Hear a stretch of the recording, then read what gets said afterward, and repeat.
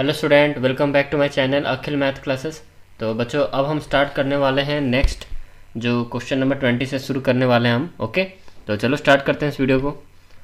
तो पिछला पार्ट 1 देख चुके हो सारे बच्चों, तो अब हम पार्ट 2 पढ़ने वाले हैं। देखो यहाँ पर क्वेश्चन क्या लिखा हुआ है, read the following information, answer the following question any four, मतलब एनी फोर करना है यहाँ पर। यहाँ पर टोटल आपको पैराग्राफ यहाँ पे गिवन कर दिया है, इसमें इससे बेस्ट इसी से आपको आंसर गिवन करनी है, या फिर अगर आपको याद है आंसर तो आप डायरेक्ट आंसर अपने मन से भी लिख सकते हो, बट इसको पढ़ लो बेटर होगा। The structure of our eye is to be blame when your eyeball is too long or the cornea is too curved, the light that enters your eye won't focus correctly. Images does not get focused directly on the retina, which is called the screen of the eye. This causes blurred vision. Doctor calls this refractive error. Sometimes the eyeball grow more than it's supposed to and becomes very long front to back. Besides making it hard to see things at a distance, it can also raise your chances of having the other condition like the detached retina, जो cataract and glaucoma.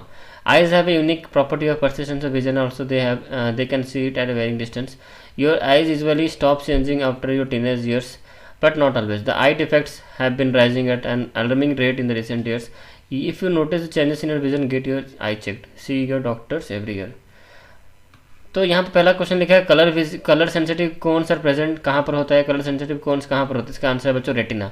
ठीक है, तो ये होगा आपका answer retina. Okay, retina में होता है, तो यहाँ पर आंसर रेटिना होगा। Number 2, in hypermetropic I the image near by object कहाँ फॉर्म्ड होता है, कहाँ पर ना। इसका आंसर होगा बच्चों कौन सा, तो 2 नंबर क्या लिखा है मैंने, बिहाइंड द रेटिना, तो बिहाइंड द रेटिना होगा यहाँ पर answer. The human eye adjust in order to focus the image of near और distant object on the retina it in this process. ये प्रोसेस में क्या होता है, इसका ऑप्शन होगा बच्चों थर्ड वाला होगा। ठीक है, तो एक मिनट, हाँ ये वाला पोजीशन, सॉरी थर्ड वाला नहीं, फोर्थ वाला, डी नंबर होगा। द पीपल्स गेट लार्जर और smaller according to the position of the object. Number 4 question, the part of the eye affected the cataract, the part of the eye affect by cataract is कौन सा होगा, कौन सा affect करता है, तो उसका बच्चों है लेंस। लेंस ही मतलब क्या, लेंस से अफेक्टेड होता है। ओके, लेंस के मतलब आपको लेंस के सामने क्लाउडी मतलब एक मेम्ब्रेन ग्रो होने लगता है, that is cataract. The image form by the eye lens on the retina is, उसको हम क्या बोलते हैं, रियल इन्वर्टेड इमेज फॉर्म होता है, सी।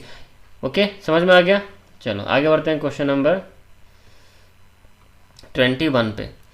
तो यहाँ answer following question with the help of A clues, यहाँ पे क्लू यहाँ पे गिवन है, तो ग्रुप ऑफ सेल उसको क्या बोलेंगे, टिश्यू बोलेंगे। Okay, next protoplasm of nucleus, यहाँ पे देखो मैंने लिखा हुआ है, यहाँ पे सारे आंसर्स मैंने यहाँ पे लिखे हुए हैं। ओके, पहला यहाँ पर टिश्यू होगा, सेकंड वाला जो होगा क्या, प्रोटोप्लाज्म ऑफ न्यूक्लियस, न्यूक्लियोप्लाज्म उसको बोलते हैं, ग्रीन प्लास्टिक को क्लोरोप्लास्ट बोलते हैं, और membrane surrounding the protoplasm of the cell उसको हम बोलते हैं सेल मेम्ब्रेन। ओके, 21 खत्म। नेक्स्ट 22, तो यहाँ पर बच्चों फिल इन द ब्लैंक्स है। ओके, तो फिल इन द ब्लैंक्स को आपको ऐसा करना है, पहला वाला जो यहाँ पर जो आंसर होने वाला है, यहाँ पर इस जगह पे मैं आपको दिखा दूँ, इस जगह पे देखो यहाँ पर खाली है, देखो यहाँ पर क्या लिखा है, disease mode of transmission causative microbes, malaria क्या वेक्टर, और ये क्या है प्रोटोजोन होगा। यहाँ पर क्या होगा, इस जगह पे प्रोटोजोन होगा आपका। ओके, यहाँ पर PROTOZOAN। उसके बाद यहाँ पर टेटानस, इस जगह पर क्या मोड ऑफ ट्रांसमिशन क्या होगा, यहाँ पर सॉयल SOIL, सी यहाँ पर टाइफाइड होगा। ठीक है, और यहाँ पर वायरस होगा। Right, clear. आगे बढ़ते हैं। Classify the sources of energy on the basis of their occurrence and availability. तो यहाँ पर देखो आंसर पूरा आपको गिवन है, यहाँ पर ऑकरेंस में नेचुरल रिसोर्सेस है और सिंथेटिक रिसोर्सेस है, एबिलिटी कहाँ में, कौन सा, रिन्यूएबल और नॉन रिन्यूएबल रिसोर्सेस, आंसर ये होगा। उसके बाद 24 question, gases fuel are consider to be the best, कोई 2 पॉइंट से उसको हम बताएं, गैसेस फ्यूल बेस्ट है क्योंकि उसका पहला पॉइंट यहाँ पे क्या है, gases fuels are considered as the best because क्यों, transported through pipe, so transportation cost get lower, मतलब पाइप के थ्रू गैसेस फ्यूल ट्रांसपोर्ट होते हैं, इसलिए उसका ट्रांसपोर्टिंग कॉस्ट क्या है, बहुत कम है। ठीक है, पहला पॉइंट है आपका। दूसरा point, it does not produce any, कोई प्रकार का उसमें से ऐश और सॉलिड रेसिड्यू नहीं निकलता जब बर्निंग होता है तो। ओके, क्वेश्चन नंबर 24 क्या, 25 देखो, gases, sorry, give one example each to show that friction है बोथ, मतलब एक एग्जांपल दे के शो करो कि फ्रिक्शन हमारा दोस्त भी है और हमारा दुश्मन भी है, फ्रेंड। तो friction friction is a friend, तो ये पहला हेडिंग है। ये दूसरा है friction is a foe, because, क्योंकि यहाँ पर रीजन लिखा हुआ है। तो फ्रिक्शन हमारा फ्रेंड कैसे हो, बिकॉज यहाँ पर रीजन, यहाँ पर ऐसा भी लिख सकता हो कि बिकॉज, क्यों, द फ्रिक्शन, यहाँ पर देखो friction helps us to walk on the ground as when we push the ground, कैसे हम जो पुश करते हैं ग्राउंड को as backward backward, and the friction gives forward direction हमें देता है, which enables us to walk, it also help us to write, हमके लिखने में मदद करता है फ्रिक्शन। फ्रिक्शन दुश्मन कैसे है हमारा, फो कैसे है, तो हमारा हार्मफुल कैसे है ना, वेयर एंड टीयर, जो मूविंग पार्ट जो हमेशा घूमते रहते हैं तो वेयर टीयर होता है फ्रिक्शन की वजह से, तो मतलब क्या होते हैं, वेयर टीयर हो जाते हैं, इसीलिए फ्रिक्शन यहाँ पर ऐसे, मतलब इसलिए कि नहीं उसका मतलब इस तरह से मतलब फ्रिक्शन हमारा क्या है, दुश्मन है, foe. Differentiate between the balance and unbalance force के 2 पॉइंट्स लिखा। बैलेंस फोर्स क्या होता है, force which is equal in magnitude, magnitude में इक्वल हो, एंड ऑपोजिट और ऑपोजिट डायरेक्शन में, उसको हम बोलते हैं बैलेंस फोर्स, ओके। और इसका सेकंड पॉइंट है कि उसका बैलेंस फोर्स के 2 पॉइंट्स, यहाँ पे 2 पॉइंट्स मैंने यहाँ पे लिखा, पहला पॉइंट, ये दूसरा पॉइंट, उसका नेट फोर्स हमेशा 0 होता है। अनबैलेंस फोर्स क्या होता है ना, जो force, the force which is unequal in magnitude and can have positive and opposite and same in the direction, is called the unbalance force होता है। और उसका नेट फोर्स बच्चों नॉन जीरो होता है, ओके, जीरो नहीं होता है। अब यहाँ पर सी नंबर पे आते हैं 27, देखो describe the structure of nucleus, nucleus का स्ट्रक्चर, ये पूरा लंबा सा आंसर है, पूरा इसको लिख दो, देखो मैंने आंसर यहाँ पर लिखा हुआ है, आप देख सकते हो। The nucleus is the peripheral position of the cell, it is the consist of the thin fibre like structure, उसको क्रोमेटिन बोलते हैं। और व्हेन द सेल जब रेडी होता है डिवाइड करने के लिए, तो डिवाइड, तो उसको क्रोमेटिन फाइबर में हो जाता है, फिर क्रोमेटिन फाइबर कंडेंस होके एक थिक मोटा सा थ्रेड लाइक स्ट्रक्चर होता है, जिसको हम बोलते हैं बच्चों क्रोमोजोम्स बोलते हैं। और यही क्रोमोजोम्स बच्चों रेस्पॉन्सिबल होते हैं character of inheritance of one generation to other, ठीक है। नेक्स्ट अब आते हैं क्वेश्चन नंबर 28 पे, देखो तो यहाँ पूछा कि सिंपल क्वेश्चन है, देखो यहाँ पूछा गया कि मेटल दैट इज सॉफ्ट, ऐसा मेटल बताओ जो सॉफ्ट होगा, उसको आसानी से हम उसको नाइफ से भी कट कर सकते हैं। तो बच्चों इसका आंसर होगा सोडियम एंड पोटेशियम, देखो मैंने यहाँ पर लिखा हुआ है, ओके। इसका आंसर होगा सोडियम एंड पोटेशियम। एक मेटल कोई भी सोडियम आप लिख सकते हो, कोई दिक्कत नहीं, मैंने यहाँ पर 2 लिखा है। A non metal which is essential for living, ये तो सबको पता है बच्चों, ऑक्सीजन ही होगा। नेक्स्ट देखो, give reason of the following, Zn plus CaSO4 no reaction, क्यों होता है, because there will be no reaction, because Ca जो है ना, मतलब ये Ca मतलब क्या, कैल्शियम जो है इज मोर रिएक्टिव है किससे ना, Zn के साथ, मतलब जिंक के साथ, so it cannot displace Ca, इसलिए Ca को डिस्प्लेस नहीं कर सकता वो, ओके। दूसरा देखो, मैग्नीशियम के साथ कॉपर, जो कॉपर सल्फेट जब रिएक्शन करेगा तो मैग्नीशियम सल्फेट प्लस कॉपर निकलेगा। यहाँ पर क्या है, मैग्नीशियम मोर रिएक्टिव है किससे ना, कॉपर से। यहाँ पर 2 मेटल है, मैग्नीशियम वाला और यहाँ पर कॉपर, ये 2, मतलब मैग्नीशियम ज़्यादा रिएक्टिव है कॉपर से, इसलिए मैग्नीशियम ज़्यादा रिएक्टिव, इसलिए क्या करता है वो डिस्प्लेस करता है कॉपर को from the copper sulphate solution से। देखो यहाँ पर CuSO4 से डिस्प्लेस कर देता है उसको, ठीक है।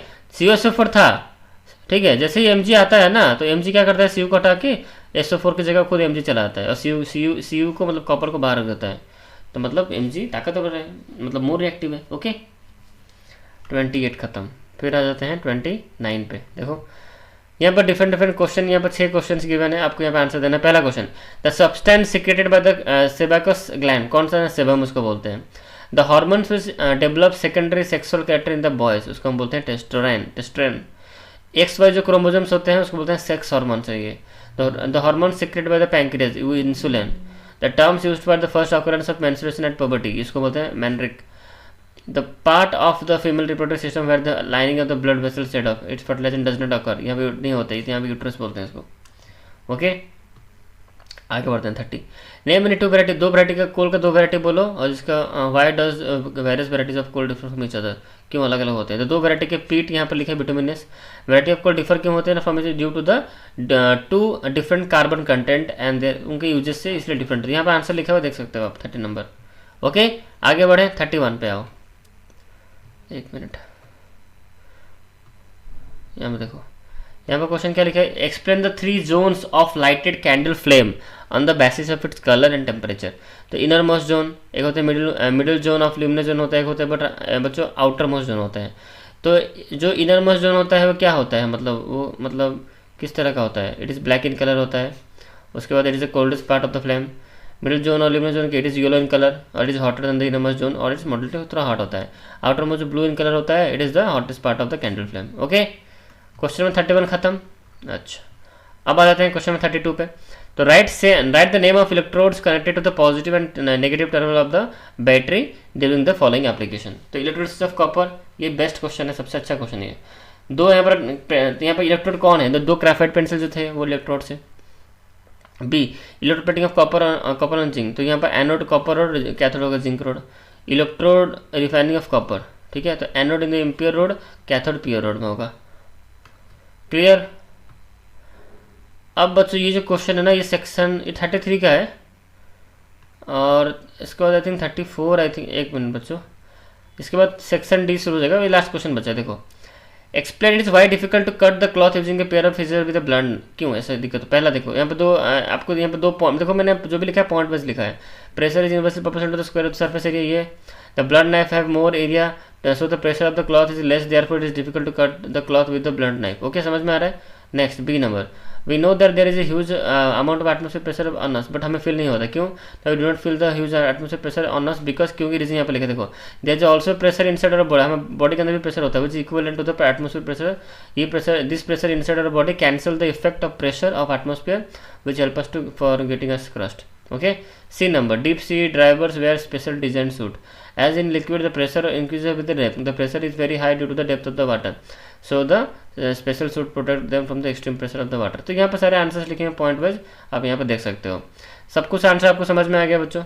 ओके, और एक पार्ट आएगा सेक्शन, आई थिंक, और लास्ट सेक्शन एक बाकी है, उसको हम खत्म कर लेंगे नेक्स्ट, और एक पार्ट आएगा। ओके, तब तक इस वीडियो में इतने हैं बच्चों। आई होप आपको वीडियो समझ में आया होगा, सारे क्वेश्चंस आपने एग्जाम में लिखे होंगे, सब अपना अपना तरीका से लिख सकते हैं, तो बट ये बेसिक से आंसर होंगे जो सब बच्चों को, सब बच्चे दिए होंगे। अपने आंसर में ये सब चीज़ें आपने लाइन जरूर इंक्लूड किए ही, मतलब की होंगी आप। ओके, जरूर नहीं कि जैसे मैंने लिखा है आप भी वैसे लिखो, बट कुछ कुछ पॉइंट्स जो होते हैं और इंक्लूड होना जरूरी होता है। ओके, तो ये सारे इंपॉर्टेंट पॉइंट्स थे, ये आपके आंसर में होने चाहिए।